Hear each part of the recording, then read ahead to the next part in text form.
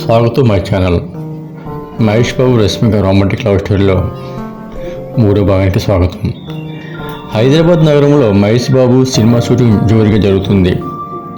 ఒక పెద్ద షెడ్యూల్ పూర్తయ్యాక ఈ హీరోయిన్ ఇద్దరికి కుదురు. ఆ గ్యాప్లోనే రష్మిక తన మనసులోని భావాలను మహేష్కి కాస్త బహిరంగ చేయాలనుకుంది. ఆ రాత్రి రష్మిక హోటల్లో రూమ్లో కూర్చుని విండో దగ్గర కాఫీ తాగుతూ ఆలోచించింది.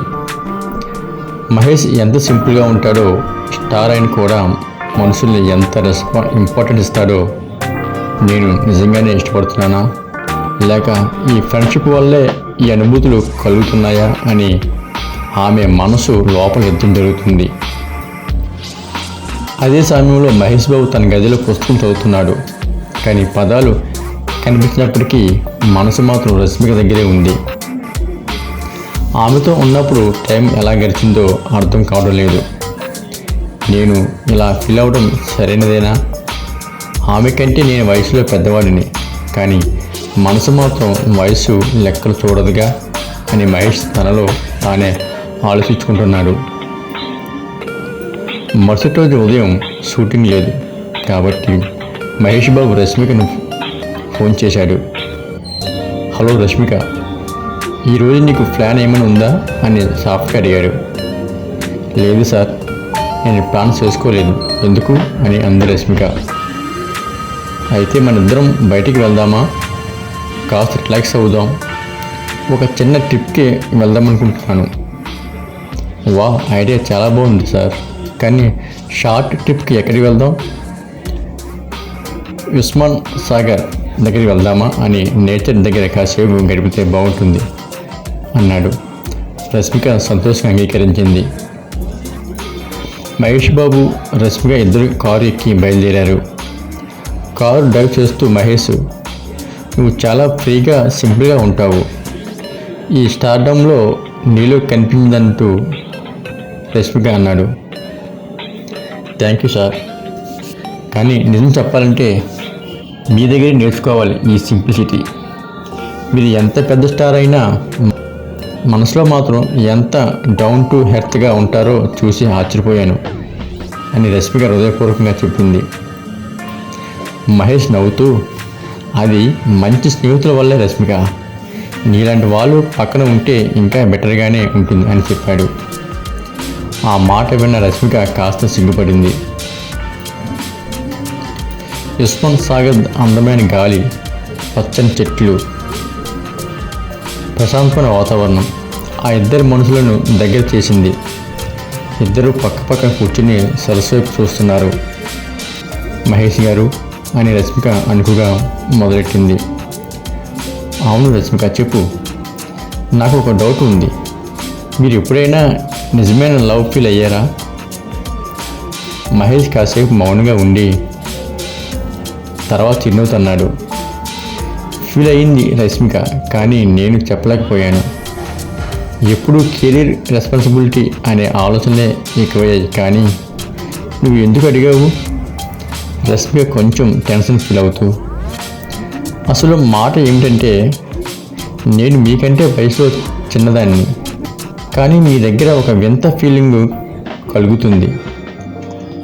మీతో మాట్లాడితే నాకు శాంతి లభిస్తుంది. మీ కళ్ళల్లో చూసే ప్రతిసారి నాకు ఒక సేఫ్టీ ఫీలింగ్ వస్తుంది. ఇది స్నేహమా లేక మరేదో తెలియదు. మహేష్ కళ్ళల్లో కాంతి మెరిపింది.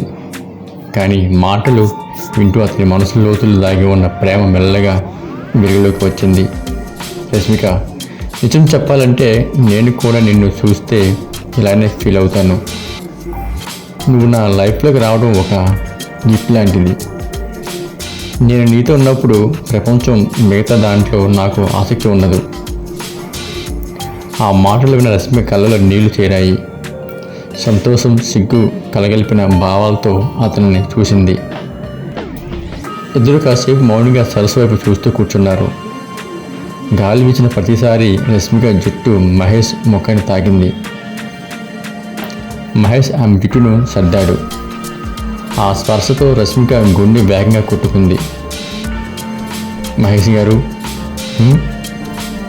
నిజంగా మనసులో ఏమి ఫీల్ అవుతున్నారో ఒకసారి స్పష్టంగా చెప్పగలరా? మహేష్ చిరునవ్వు చిందించి ఆమె కళ్ళల్లోకి నేరుగా చూస్తూ అన్నాడు, రష్మిక, నేను నిన్ను ప్రేమిస్తున్నాను. ఆ ఒక్క మాట విన్న రష్మిక ఆనందంతో ఎగిరిపడే స్థితిలో వెళ్ళింది. నేను కూడా మిమ్మల్ని ప్రేమిస్తున్నాను మహేష్ గారు అని కన్నీటి తడితో కానీ చిరునవ్వుతో సమాధానం ఇచ్చింది.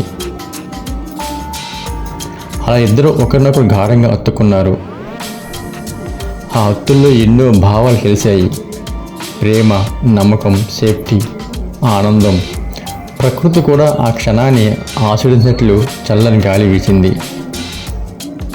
తర్వాత ఇద్దరు సరస్సు చుట్టూ నడుస్తూ తమ కలలు, భావాలు పంచుకుంటున్నారు. రష్మిక తన చిన్ననాటి కథలు చెప్పింది. మహేష్ తన స్ట్రగుల్ డేస్ గురించి చెప్పాడు.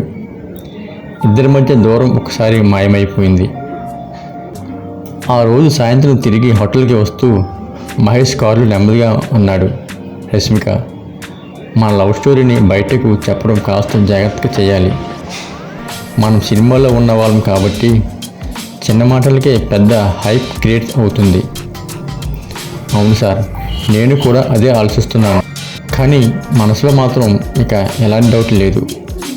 మనం ఒకరికి ఒకరం కావాలని నిశ్చయించుకున్నాం. మహేష్ ఆమె చేతిని తన చేతిలోకి తీసుకుని బిగ్గుగా పట్టుకున్నాడు. ఇకపై మనం కలిసే ముందుకు సాగుతాం రష్మిక అన్నాడు. ఆ రోజు వారి జీవితంలో ఒక మలుపు అయ్యింది. స్నేహం నుండి ప్రేమగా మారిన ఆ క్షణం వారిద్దరి హృదయాల్లో శాశ్వతంగా ముద్రపడిపోయింది. మిగతాది తర్వాత భాగంలో విందాము. ఈ వీడియో ఇప్పుడు చూసినందుకు ధన్యవాదాలు.